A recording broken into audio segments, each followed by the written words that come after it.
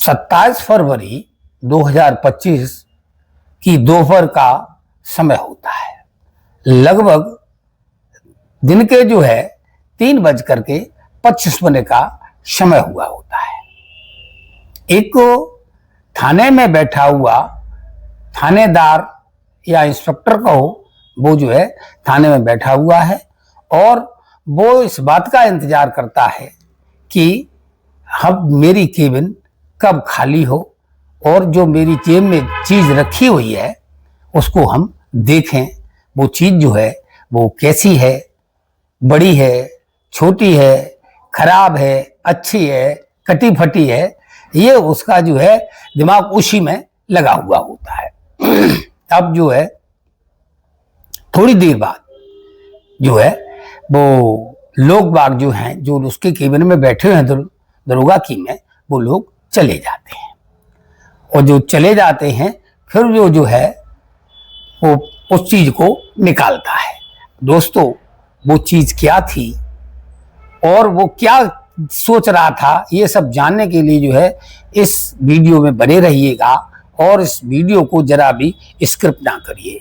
दूसरा, जो लोग इस वीडियो में नए हैं, जो नए जुड़े हुए हैं, वो हमारे चैनल क्राइम डायरीज 9 को सब्सक्राइब अवश्य कर लें, जिससे जो हमारा नोटिफिकेशन वो आपके पास पहुंचता रहे। तो जो आज की घटना है, हकीकत की घटना है, वो यूपी के मिर्जापुर की है।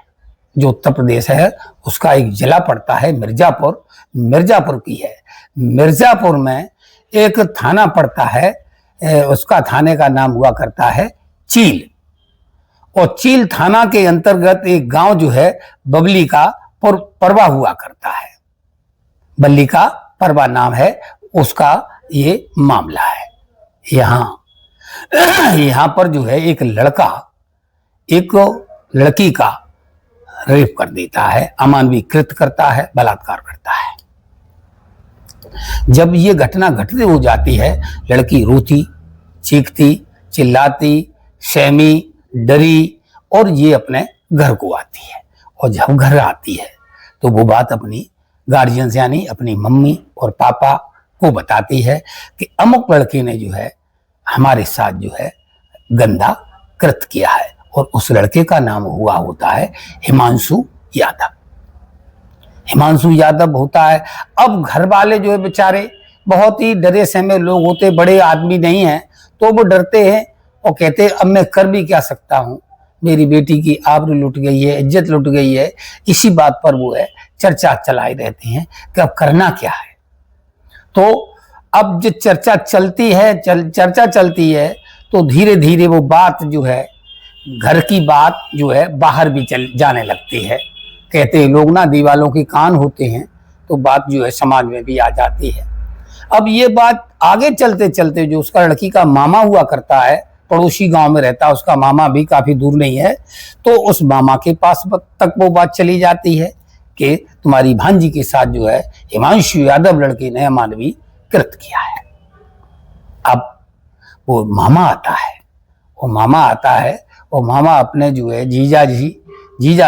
जीजी से ये कहता है कि आप लोग कतई परेशान न हो, मैं इस लड़की को न्याय दिला के रहेंगे। आप कमजोर जरूर हो, हम लोग गरीब जरूर हैं, मगर ऐसा भी नहीं है कि इस देश में गरीबों को न्याय न मिले। नहीं मिलेगा न्याय तो और विकल्प हैं, मैं उन विकल्पों को भी करूंगा, आजमाऊंगा और किसी बात तक जाऊंगा। मुझे अपनी भांजी के लिए न्याय चाहिए होता है। तो अब जो उसका मामा है वो थाने जाता है और थाना में जाकर के इंस्पेक्टर से मिलते हैं और इंस्पेक्टर को बताते हैं कि साहब हमारी भांजी के साथ ऐसा कृत्य हुआ है और भांजी हमारी मौके में खड़ी है। उसको साथ लेकर के वो जाते हैं। जो वहां के इंस्पेक्टर होते हैं उन्हें सब तरीके मालूम होते हैं। अगर समस्या का समाधान तुरंत कर दिया जाए तो कौन पैसे देगा, कोई दे देगा क्या? तो समस्या को लटकाइए, समस्या को एक नासूर बना दीजिए। भागते भागते दौड़ते दौड़ते जब वो परेशान हो जाएगा तभी बात बनती है और तभी कहा जाता साहब जो चाहो सो ले लो, लेकिन हमारा काम कर दो। तो ऐसा यहाँ भी होता है। वो इंस्पेक्टर साहब उनकी बात को सुना अनसुना कर देते हैं। ऐसे लगता है जैसे कोई बात हुई ना हो। और वो कहते ठीक है कोई बात नहीं है, हो गया तो ये तो रोजमर्रा की चीजें होती रहती हैं, और आप जाइए घर पर, मैं कार्रवाई करेंगे देखेंगे। वो चला आता है, नहीं सुनाई होती, फिर आता है, फिर जाता है, फिर आता है, फिर जाता है। मतलब 3-4 बार आने से जो है वो इंस्पेक्टर भी है उसकी लड़की के मामा को बाई फेस और बाई नेम जान जाता है। अब वो मामा भी इतना मतलब नहीं था, अनभिज्ञ भी नहीं था, वो जानता था अगर कोई कार्य इंस्पेक्टर नहीं करता है तो उसकी शिकायत जो है उच्चाधिकारियों से की जा सकती है। अब वो उच्चाधिकारियों के पास जाता है, और उच्चाधिकारियों के पास जाने के बाद वो कहता है साहब ये हमारी भांजी है, इस भांजी के साथ जो है गलत काम हुआ है, फलां लड़के ने जो है इसका यौन शोषण किया है। तो यौन शोषण जैसी, महिला सुरक्षा जैसी बात पर भी है अगर इंस्पेक्टर ध्यान नहीं देता है तो हमारे देश में महिला सुरक्षा का कानून, महिला सुरक्षा का ये नियम सब बकवास ही हम समझेंगे। तो होता क्या है, वो वहां से इंस्पेक्टर को फोन करते हैं और जो कहते हैं आप परेशान न होइए, आपकी जरूर सुनाई होगी, आप थाने जाइए, हमने उनको फोन कर दिया है। वो थका हारा मांदा, फिर इंस्पेक्टर साहब आता है। इंस्पेक्टर साहब फिर भी अनसुनी कर देते हैं और उनको गुमराह करते हैं कि साहब मैं कार्रवाई कर रहा हूं, मैंने इनकी रिपोर्ट दर्ज कर ली है, जो सा आगे होगा मैं करेंगे। मगर ऐसा होता नहीं है। फिर क्या होता है, फिर वो जाता है इंस्पेक्टर के पास, उनके पास उच्चाधिकारियों की यानी एसएसपी साहब के पास। फिर वो कहता है साहब हमारी शिकायत सुनी ही नहीं गई है, मुझे एफआईआर की कॉपी मिल जाए तो मैं जान जाऊंगा मेरे साथ ये हुआ है। फिर वो जाता है, फिर लौट के आता है इंस्पेक्टर के साथ, इंस्पेक्टर साहब को बात बताता है। तो वो जो कहता है आप उच्चाधिकारियों से करा लो ना, हमारी तो कोई जरूरत ही नहीं है, वो ही सब कर लेंगे। आखिरकार को फिर वो ये कहता है साहब मुझे रास्ता तो बताओ, रास्ता आप बताते नहीं, सुनते भी आप हो नहीं। तो वो कहते हैं सीधी सीधी कि आप हमें 50,000 रुपए दीजिए, हम आपकी शिकायत दर्ज कर लेंगे और कार्रवाई भी करेंगे, और ऐसा नहीं होता है तो आप ऐसे ही चक्कर लगाइए। मरता क्या न करता, उसे तो अपना भांजी को न्याय दिलाने था। आखिर वो कहता है कि साहब एक तो मेरे साथ अन्याय हुआ है, मेरी भांजी के साथ गलत काम हुआ है, रेप हुआ है, और आप साहब हमसे ही रिश्वत की मांग कर रहे हैं। ये तो साहब, और हम पे इतने रुपए तो साहब है नहीं, कुछ कम बड़ में फैसला बनाइए तो बात बन भी सकती है। आखिरकार को जो है थोड़ा अप डाउन होते हुए बात 30,000 रुपए में बन जाती है। अब वो भांजी को लेकर के आता है और कहता है कि अब जो होगा सो तो होगा ही, अब इस इंस्पेक्टर को भी मुझे साथ साथ में, आप इस लड़ाई के साथ साथ अब इंस्पेक्टर की भी लड़ाई लड़नी पड़ेगी और इन्हें हमें सबक सिखाना ही होगा। वो लड़की कहती है मामा आप जो करो सो करो, हम आपके साथ हैं।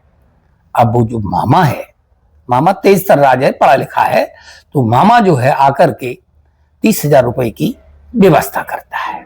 और व्यवस्था करने के साथ साथ वो जो है IGRS एक लेटर लिखता है, IGRS, और IGRS जो है एक उत्तर प्रदेश में मुख्यमंत्री के द्वारा वो पोर्टल है, वहां पे शिकायत दर्ज होते ही वो जिस विभाग की शिकायतें होती हैं वो उसी विभाग को ट्रांसफर कर दी जाती हैं, और बाई मुख्यमंत्री की उस पर सील भी लग जाती है, तो मुख्यमंत्री उसकी मॉनिटरिंग करते हैं। तो IGRS का ये विधान है। अब ये शिकायत जो है वो करता है कि फला थाने का, मिर्जापुर का जो है चील थाने का इंस्पेक्टर जो है हमसे 50,000 रुपए रिश्वत की मांग कर रहा है साहब, और मेरी भांजी के साथ रेप हुआ है। तो वो जो है उस पर कार्रवाई होती है, और बाकी जो लेटर लिखा गया है, IGRS का जो काम है वो एंटी करप्शन टीम के पास भेज दिया जाता है। अब वो मामला एंटी करप्शन के पास जब पहुंचता है तो एंटी करप्शन टीम वाले उस पते के नाम पर जो है उसके मामा को वहां पर जो है बुलाते हैं। जब मामा वहां पर जाता है और मामा अपनी बात को बताता है तो पहले वो भरोसा नहीं करते हैं, कि अक्सर लोग करते क्या है कि फंसाने के लिए, इंस्पेक्टर से बदला लेने के ईगो के लिए जो है झूठी मूठी शिकायतें करते रहते हैं। तो वो कहते हैं कि हम जो है इसको खुद देखेंगे, परखेंगे। तो जो मामला था 25 तारीख का था, घटना जो घटी थी 25 तारीख की थी, तो 26 तारीख को जो है दूसरे दिन वो जो है इसको परख के लिए जो है पता लगाते हैं, और पता लगाने के बाद जो है अपने उच्चाधिकारियों को बताते हैं कि साहब जो पीड़ित है वो बिल्कुल सही कह रहा है, दुर्भावना को हो करके कोई इल्जाम नहीं लगा रहा है, दुर्भावना से प्रेरित वो नहीं है। तो डीएम साहब के द्वारा अब 27 तारीख को है डीएम के यहाँ एक इसी विषय पर मीटिंग बुलाई जाती है, और जो मीटिंग जो बुलाई जाती है एंटी करप्शन टीम की, उस मीटिंग में जो है जो इंस्पेक्टर है इसकी मॉनिटरिंग करेंगे, जो अध्यक्ष होगा तो उनका नाम जो हो इंस्पेक्टर होता है इंस्पेक्टर विनय कुमार। विनय कुमार को जो है इसका जो है हेड बनाया जाता है, और उसमें जो है कई 10-12 लोग होते हैं, उनमें नाम हुआ करता है इंस्पेक्टर सर्वेश कुमार, इंस्पेक्टर कृष्ण मोहन, अशोक कुमार सिंह, और जो है हेड कांस्टेबल आरक्षी है जो पुनीत कुमार, सर्वेश कुमार, आलोक कुमार तिवारी, प्रशांत कुमार और विनोद यादव। इस तरह से 10-12 लोगों की जो एक टीम बनाई जाती है, और जो टीम बनाई जाती है उसमें जो है 2 लोग डीएम साहब जो लोक सेवक थे उन्हें भी नियुक्त किया जाता है, ऐसा बताया जाता है। अब ये टीम बनके तैयार हो जाती है, और टीम जो है उसको भी बैठा लेती है, उस मामा को और लड़की को भी। अब जब टीम आती है तो अपनी जो गाड़ी है एंटी करप्शन वाली गाड़ियां हैं उसको जो है थाने से 1-8 किलोमीटर जो है पीछे खड़ी कर दी जाती है, जिससे बवाल न हो। और जो लोग जो टीम वाले हैं जो इंस्पेक्टर हैं वो बिल्कुल सादा वर्दी में हुआ करते हैं, उसमें कोई ऐसा निशान नहीं छोड़ते हैं जिससे ये लगे कि जैसे पुलिस वाले। यहाँ तक कि जूते भी जो हैं और जो बेल्ट वगैरह जो भी उनका हुआ करता है वो सारे सामान अलग रख के आते हैं, और सादा कपड़े में ये आते हैं। उसमें से पहले क्या होता है, जब इसको ये बात पूरी कंफर्म हो जाती है कि इसके साथ सच का अगर इंस्पेक्टर रुपया मांग रहा है, तो वहां पर 500-500 के नोट जो हैं डीएम साहब के सामने 500-500 के नोट मंगाए जाते हैं, और उन 500-500 को प्रत्येक नोटों का नंबर जो है एक डीएम साहब खुद मॉनिटरिंग करते हैं, और अलग अलग जो है नंबर जो है इसको नोट कर लिया जाता है। और वो कागज जो नोट हैं उनको एक पाउडर आता है, उस पाउडर में लगा करके जो उसको पहले आदमी को देते हैं जो आदमी शिकायत करता है, और उससे कहते हैं इसको गिनिए। जब वो गिनता है तो पाउडर उनके हाथों में लग जाता है, और जो पाउडर जो है उसको जब धोया जाता है किसी गिलास वगैरह में तो उसका रंग जो है गुलाबी हो जाता है। तो कहीं फेल ना आइटम हो जाए इसलिए, और उस आदमी को भी तसल्ली हो जाए जो शिकायत करता है, तो इसलिए उसका भी हाथ धुलाए जाते हैं। और जब धुलाए जाते हैं तो रंग पानी का जो है गिलास में रखा गया धुलते हैं तो उसका रंग गुलाबी हो जाता है। श्योरिटी हो गई कि पाउडर बिल्कुल काम कर रहा है। अब वो नोटों को एक लिफाफा में फिर पुनः पाउडर लगा करके रख दिया जाता है। डीएम साहब कहते अब जाइए, अब उनको हैंड ओवर कराइए। अब एक इंस्पेक्टर उसमें जो है उनका रिश्तेदार बन जाता है कि चलो हम भी साथ चलेंगे। अब थाने में आते हैं, गाड़ियां कुछ दूर पर छोड़ दी जाती हैं, बवंडर न हो पाए। अब जाते जैसे ही वो अंदर जाता है मामा उसका, तो इंस्पेक्टर कहता आइए मामा श्री, आ गए आप? कहाँ साहब आ गए, वो हमारी चीज लाए? जी साहब लाए, जो तय हो गया उसमें अब क्या बात है, हमें तो काम ही कराना है। तो जो नोटों का लिफाफा होता है वो लिफाफा उसको हैंड ओवर करा देते हैं। चूंकि उसकी केबिन में कई लोग बैठे होते हैं तो वो अपना लिफाफा जेब में रख लेता है। जो ऊपर बताया गया था, सबसे पहले स्टार्टिंग में बताया गया था कि वो अब ये सोचता है कि जो लिफाफा जो दिया गया है उसमें क्या है, कैसे हैं, कटे हैं, फटे हैं, सड़े हैं, कितने कितने के हैं, ये उसके दिमाग में चल रहा होता है। और जब केबिल में से लोग चले जाते हैं तब वो है उन नोटों को, अब चले ही गए हैं और उसने नोट दे ही दिए हैं, तब वो नोट जो है जैसे ही उस पर गिनता है, हाथ लगाता है, और वो श्योर एंड कन्फर्म हो जाता है कि 500 की नोट है, और नोटों की गिनती 60 पर खत्म हो जाती है। तो अब वो कहता ओके आपका काम पूरा है, और है अब आपकी हम रिपोर्ट दर्ज भी करेंगे और कार्रवाई भी करेंगे। अब वो निकल के आते हैं, उसमें एक सादा वेश में इंस्पेक्टर भी हुआ करता है। तो जब वो बाहर निकल के आते हैं तब वो उनसे आके कहता है, साहब मैंने अपना काम तो कर दिया है, अब आपकी बारी है। तो वहां पर जो लोग छुपे हुए थे आजू बाजू, थाने के आजू बाजू में, तो सारे लोग जो है एकदम से इकट्ठे हो जाते हैं और जल्दी से इकट्ठे होने के बाद सीधा दड़दड़ाते हुए बिना चक के जो है थाने में चले जाते हैं। जब थाने में पहुंचते वहां का जो संतरी होता है वो जो है उन्हें रोकने की कोशिश करता है कि आप इस तरह से कहां जा रहे हो, लेकिन वो किसी की सुनते नहीं, किसी की मानते नहीं है और सीधा जाते हैं और जाकर के इंस्पेक्टर का हाथ पकड़ के जो है खींचने लगते हैं। अब वो कहते हैं, दूसरा जो इंस्पेक्टर खड़ा था वो भी रोकता है, करे आप लोग क्या कर रहे हो, ये बदतमीजी, ये मेरे थाना अध्यक्ष के साथ ऐसा नहीं कर सकते आप लोग, क्या हो, आप कौन हो। तब जब वो कहता है एंटी करप्शन टीम है, तो वो पीछे हट जाते हैं। अब सब लोग वीडियो बनाने लगते हैं।